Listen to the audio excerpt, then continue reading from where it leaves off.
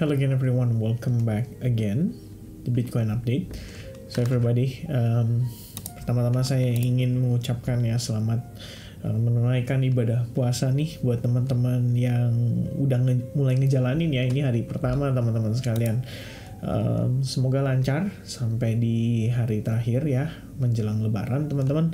Dan ya pokoknya keteguhan hatinya bisa dikuatkan ya, walaupun kondisi marketnya mungkin nggak mendukung gitu ya, tapi tetap tahan emosi dan ya semoga bisa kontrol puasanya dengan baik.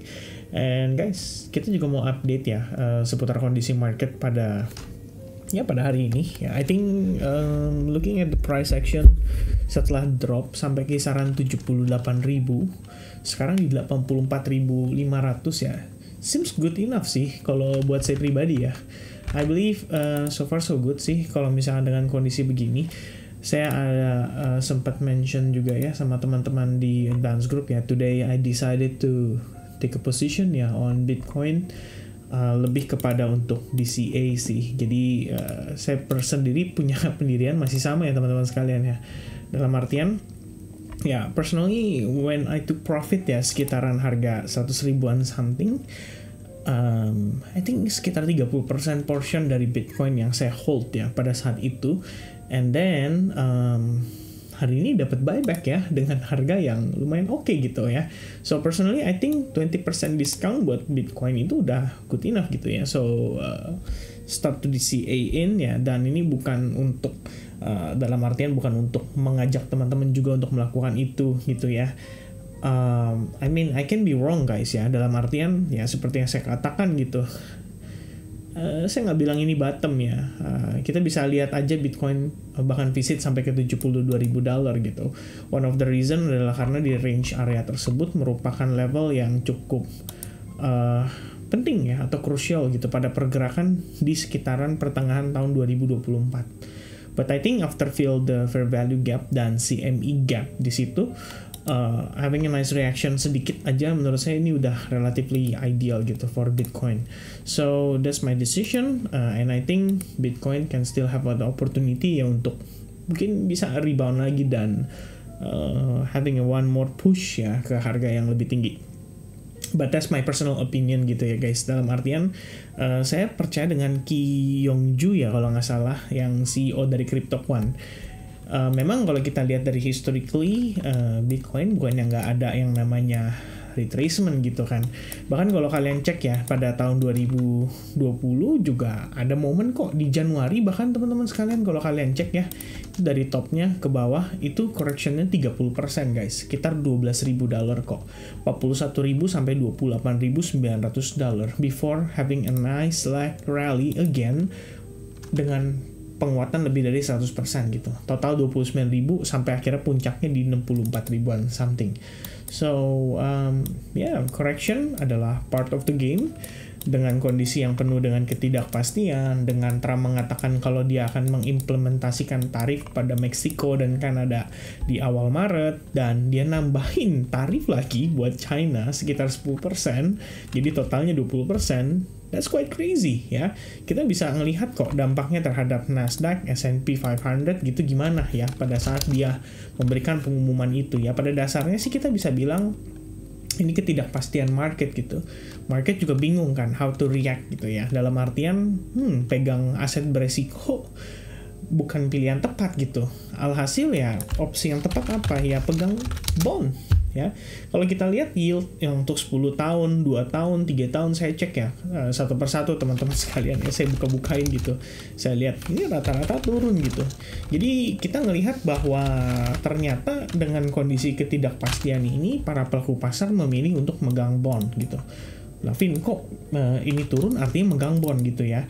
Ini gini teman-teman ya, saat suku bunganya relatif turun, itu berarti menandakan demand atas surat utang, obligasi atau bond itu meningkat drastis. Jadi bisa dibilang ya kan hutangnya tambah lama terpenuhi ya, dalam artian kalaupun kita istilahnya mau ngutang kan ya, kita juga bukan berarti bakal terus-terusan ngasih, bukan bakal terus-terusan sih, ibaratnya ya kita tahu US bakal terus ngutang gitu ya, debtnya bakal nembus terus all time high terus menerus gitu. I mean ya, who doesn't ya siapa yang nggak tahu gitu kan tentang kondisi tersebut. Tapi pada dasarnya begini, artinya kalau misalkan semakin banyak demand-nya ya penawarannya akan semakin berkurang ya, ibaratnya begitu. Jadi kita bisa bilang ya kalau yields-nya naik itu biasanya karena banyak orang nggak invest di situ. Tapi di saat yang sama memberikan sebuah kondisi yang dimana penawaran yang cukup baik lah, kita bisa bilang begitu. Sehingga kalau misalkan turun kayak gini, memang demand-nya banyak ya teman-teman. Ini orang lagi pada ngebeli-beliin bonds nih, tapi tambah lama tambah kurang menarik. Ya, pada satu titik di situ biasanya menjadi titik balik dari potential untuk aset beresiko, maybe ya having a nice reversal ya. For this case ya itu artinya Nasdaq atau S&P 500 harusnya sih udah nggak akan jauh lagi gitu turunnya, karena kita bisa lihat ya biasa mereka memiliki korelasi yang negatif dengan US bond yield ya. Tuh kalau kalian cek ya, ini korelasinya biasanya negatif dalam tanda kutip. Kalau kamu lihat ya, ini secara tren daripada bondnya turun, stock marketnya cenderung bullish gitu. Di sini juga ada beberapa case sih yang mereka memiliki korelasi cukup positif gitu ya. Karena kenapa bisa positif gitu teman-teman sekalian ya? Ya itulah ya namanya rotasi money flow di market, semuanya nggak selalu sama. Cuman secara keseluruhan, even buat Bitcoin sekalipun ya, kalau kita ngelihat di sini, pengen lihat market rally gitu, ya Anda harus cek ya bondsnya juga harus dalam keadaan turun gitu kan. Dalam artian lama-lama tidak menarik, baru orang beralih ke aset berisiko. Ya logikanya mungkin seperti itu ya, supaya teman-teman punya gambaran lah setidaknya. So S&P 500 Nasdaq ya currently having a nice correction. Ya saya pikir dengan kondisi yang kemarin mungkin terlalu banyak ekspektasi yang tinggi atas aset-aset di saham-saham tertentu, terutama untuk teknologi dan bla bla bla. Ya kelihatannya akhirnya mereka memutuskan untuk okay, it's time to taking profit. Because we see uncertainty karena Donald Trump ya Anda tahu ya menerapkan tarif dan bla bla bla, kemudian kondisi perekonomiannya juga nggak gitu bagus. But today kalau kalian cek ya, apa sih sebenarnya menjadi faktor pendorong dari market bisa having a nice relief rally? Sebenarnya jawabannya simple guys, Core PCE Price Index angkanya bagus banget. Dari 2,8% direvisi jadi 2,9%, tapi ternyata angkanya dirilis hari ini itu di 2,6%, turun 0,3% dari previousnya yang technically ya direvisi juga, tapi intinya bagus. And then the next one yang menurut saya juga cukup relatif bagus adalah PCE Price Index-nya turun 2,6% ke 2,5%. By the way, ini yang lebih preferred ya, maksudnya preferable measurement ya daripada si Federal Reserve sebetulnya. Jadi mereka mau ngelihatnya tuh dari PCE. Taunya dari mana ya? Kalau teman-teman cek Federal Reserve punya update ya, apalagi kalau kita ngomongin soal udah ngomongin soal projection materials gitu ya, yang dilihat sama mereka itu bukan CPI tapi PCE inflation dan core PCE inflation. Nah pada case ini artinya kita tahu preferable measurementnya mereka itu angkanya bagus gitu, walaupun core CPI dan CPI-nya waktu di pertengahan bulan ini itu cenderung naik. Jadi so far so good gitu ya, so far so good. Chicago PMI juga akhirnya naik tadi 39,5 ke 45,5. Ini kenaikan yang luar biasa, cukup signifikan ya untuk index point-nya teman-teman sekalian. Hanya saja personal spending turun, tapi kita tahu personal spending itu kan hubungannya juga dengan retail sales, dan angka retail sales itu cenderung turun berdasarkan rilis core retail sales di minggu kedua kalau saya nggak salah ya, di hari Jumat. Jadi dengan data-data tersebut, saya pikir market setidaknya lumayan relief nih. Wah ya, setidaknya dengan berbagai data-data negatifnya, ya, I think they can accept it ya, dan pada akhirnya oke ya, I think it's time to having a nice relief rally ya dari penurunan yang terjadi dalam beberapa hari terakhir atas kepanikan akibat tarif gitu. Tadi saya sebenarnya sempat khawatir ya teman-teman, karena kita dapat berita ya, si teman-teman cek deh ya, ini by the way videonya seru banget ya, saya udah nonton Trump sama Zelensky ya, Volodymyr Zelensky. itu dia meeting secara terbuka ya, banyak orang kasih applause ya, banyak orang kasih apresiasi atas transparansinya ya. Ini bayangin loh, di gedung putih ini, di Oval Office ya, meeting sama Donald Trump, dan mereka waduh tarik urat guys ya. Trump sampai kenceng-kenceng bilang itu bukan itu kan Obama, itu kan Biden, bukan gua ya, gua nggak gitu ya, gua di respect sama Rusia, harusnya Rusia nggak akan ngelanggar perjanjian bla bla bla bla bla. Wah seru banget teman-teman, kalian boleh nonton, cuma 10 menitan kok, entah itu di CNN, di Bloomberg, CNBC, harusnya ada di YouTube ya, kalian nonton deh. Intinya tidak ada kesepakatan ya sementara ini antara US dan Ukraine. Kan yang kita tahu kan adalah mau ada deal-dealan nih terkait dengan minerals ya yang ditawarkan oleh Ukraine, dalam tanda kutip. Kalau misalkan desain sama Ukraine, ya US bakal bantu lah, bisa dibilang kayak gitu ya, untuk proses agreement perdamaian dengan Russia dan si Ukraine. Tapi karena tidak ada tanda tangan, jadi intinya no deal ya, no deal, dan tidak ada decision pada malam hari ini. Hal tersebut membuat khawatir. Tadi saya lihat ada efek ya, turun lumayan teman-teman sekalian, tapi kemudian recovery. Karena kalau kalian lihat ya, mata uangnya sih yang kena dampak paling signifikan. Dollar index suddenly nge-spike setelah statement tadi. Jadi ya it's a hot one ya, it's a hot one teman-teman ya. Salah satu kondisi yang cukup hot gitu. Ya anyway guys, before kita ngomongin soal Bitcoin ya, let's talk about Bitcoin. Kita balik dulu ke chart yang ini. Oke, so dengan kondisi saat ini, I think ya on the daily perspective, kita bisa lihat closing dalam 4 jam 19 menit. Ini looks relatively well sih, kalau menurut saya, dengan buntut yang panjang banget. Nunjukin loh teman-teman kalau kita tuh dapat strong reaction dari 78 ribuan something. It's a very good reaction ya. One of the reason area tersebut adalah kita tahu ya, kita bisa cek dari BTC1 ya teman-teman. Artinya untuk yang CME futures ya, kamu bisa cek di situ sebenarnya kan terdapat apa? Terdapat gap, and the gap is filled gitu ya. Walaupun nggak whole filled ya, tapi setidaknya teman-teman ya ke filled, dan disitulah reactionnya. So I think people hunting dari area itu, they waiting, and today finally mereka dapetin harga tersebut. Nah, harap diingat nih teman-teman, ini 2 jam 28 menit ya. Bentar lagi CME candle daily-nya akan close. Oke, dengan harga 85.170. Obviously beda lumayan jauh nih dengan punyanya si Binance ya, yang di harga sekarang 84.590-an ya. Ini menjadi penyebabnya adanya gap itu. Jadi teman-teman next time kalau kalian lihat bisa mengerti lah ya, kenapa sih bisa ada gap antara CME dan chart yang ada di exchange rata-rata gitu. So ya, anyway, on the daily perspective kita bisa lihat sebenarnya ya, dikerucutkan di sini teman-teman. Ya, biasanya sebenarnya nggak susah sih buat nentuin gap ya. Kamu lihat ini kan candle hari Sabtu, ini hari Minggu gitu. Pada dasarnya Jumat lompat ke Senin gitu. Ya, kalau misalkan Jumat ke Senin ada selisih pergerakan yang impulsif banget, very likely di situ ada gap buat CME. Dan itu artinya ya di sini level gapnya CME tadi gitu kan. Dan kita bawa ke samping. There we go ya. We have a nice fill on the CME gap.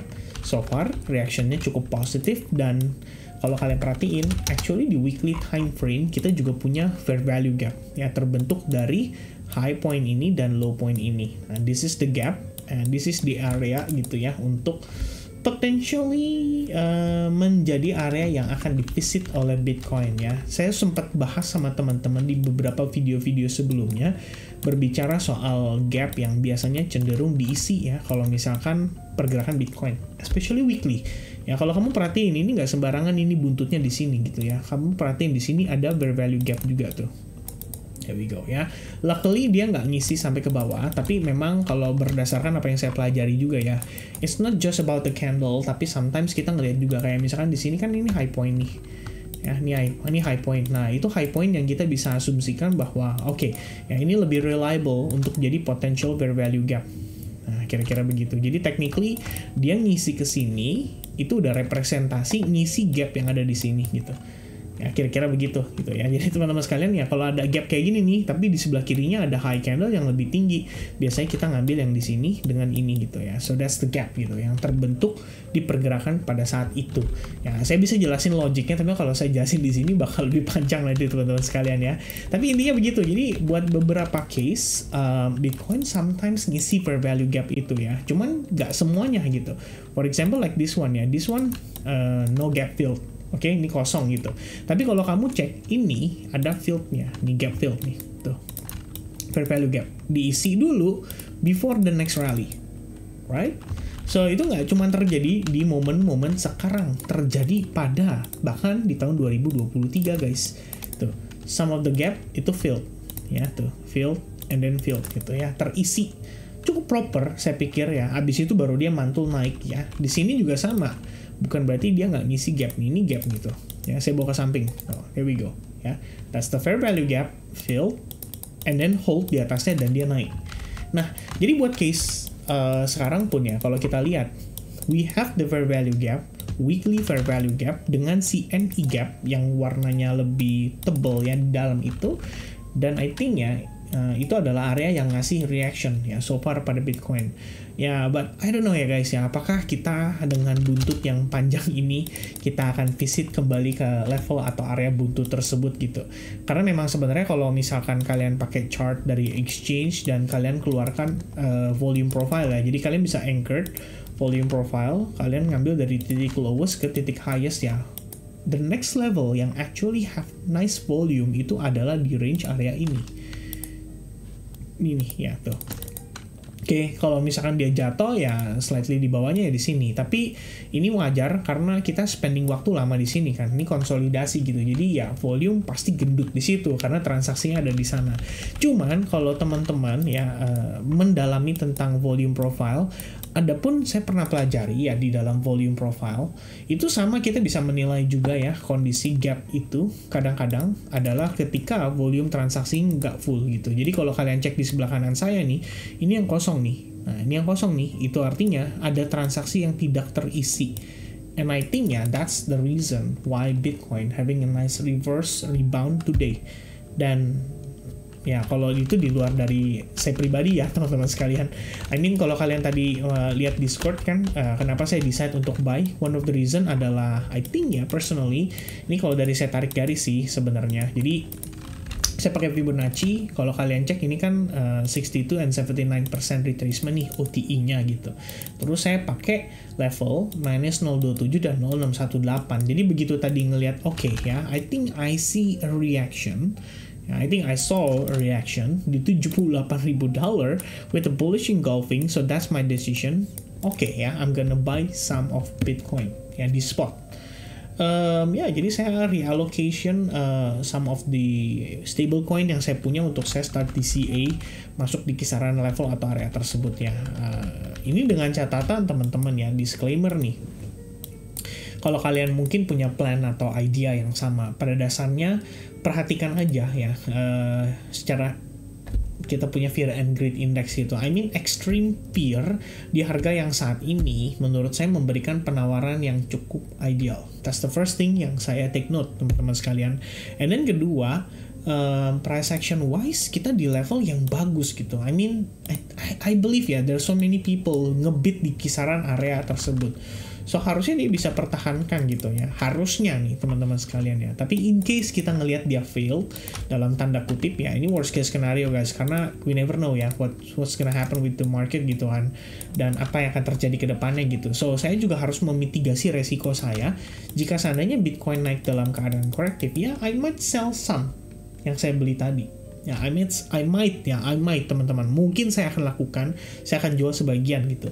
And depend ya, nanti ada rejection kah atau gimana gitu ya. Saya rasa 80.000 dapat 88.000, 87.000 itu udah good banget lah ya, udah lumayan gitu. Dalam artian percentage-nya ya not so bad gitu. I bought at 80,000, bisa keluar di 88.000 aja itu udah 10% gitu. So, it was a nice gain ya kalau misalkan bisa dapat segitu. Tapi for now, I'm gonna see how the market react dari area tersebut. I think one of a good sign yang kita bisa lihat adalah bagaimana si market ini benar-benar pertahanin trend line. Ini juga ada salah satu pembahasan saya tadi pagi atau tadi siang yang saya lupa, tapi harusnya siang sih teman-teman sekalian ya. Bagaimana kita ngelihat falling wedge ini harus bisa dipertahankan gitu kalau kita pengen lihat market stay bullish. And I do believe kalau kita ngelihat masih ada potensi ke arah sana. Dan jika demikian, ya kita bisa mengatakan bahwa hey ya, falling wedge ini masih ada loh dan masih ada potensial untuk nantinya jadi reversal atau continuation pattern buat Bitcoin meneruskan rally-nya. Ya, hopefully kayak gitu case-nya teman-teman sekalian ya. Dan untuk kita nggak dapetin validasi, artinya kita butuh apa? Kita butuh structure shift sebetulnya pada lower time frame, terutama untuk 1 jam, minimal banget 1 jam gitu ya. Karena apa? Karena kalau kalian lihat ya, ini kalau kita pakai Fibonacci juga gitu dari bawah, dari atas ke bawah. Guess what ya, we are at the 79% retracement. Dan itu di kisaran $85.000. Artinya apa, Vin? Artinya simple aja teman-teman sekalian. Kamu bisa lihat ini as a potential for lower high. Walaupun secara trendline kalau kamu gambarin kayaknya ini udah break deh ya. Tetap teman-teman sekalian ingat ya, structure is king gitu ya. Market structure is king gitu. Tuh, take a look. Ya, there's a possibility dia bisa reject dan dia create lower low.